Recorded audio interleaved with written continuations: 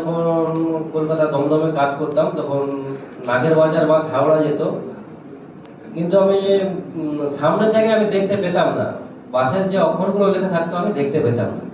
ঠিক আছে, তো খুব সমস্যায় ছিলাম আমি, যে আমি তো কাজ করে যেদিন শনিবার হতো বাড়ি আসবো, বাস দুটো তিনটে পেরিয়ে যাচ্ছে কিন্তু আমি বাস ছেড়ে দিতাম, দেখতে পেতাম না।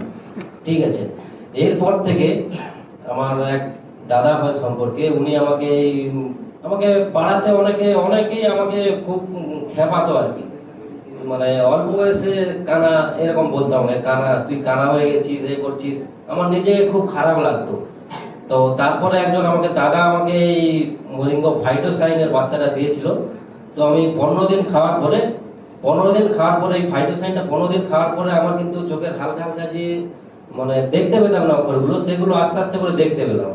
অবশ্য আমাদের ওখানে তমলুকে গিয়ে আমি ওই স্বপন সামন্ত বলে একজন আমাদের আই স্পেশালিস্ট ছিল, উনাকে দেখিয়েছিলাম। তো উনি তো আমাকে, আমার বাঁ দিকে ছিল আমার 6.6 আর ডান দিকে ছিল আমার 1.6। তো সেই রিপোর্টটা আমার কাছে এখন অব্দি আছে।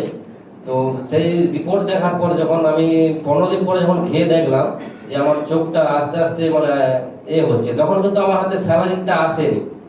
ফাইটোসাইন আমি 2 বছর টানা খেয়েছি, তবু আমার পুরোপুরি প্রবলেমটা সারেনি। তারপর যখন আমি পরপর 3টে স্যালারি আমার হাতে এলো, তখন আমার সমর্থ ছিল না স্যালারি খাওয়ার মতো।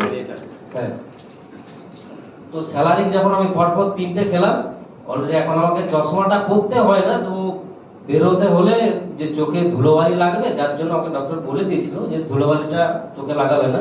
ঠিক আছে, তারপর থেকে আমি চশমাটা কাছে রাখি, খালি ওই ধুলোবালির জন্যই রাখি। কিন্তু আমি আর 2014 সাল থেকে আমি পেয়েছিলাম 2019 সালে এই ফাইটোসাইন।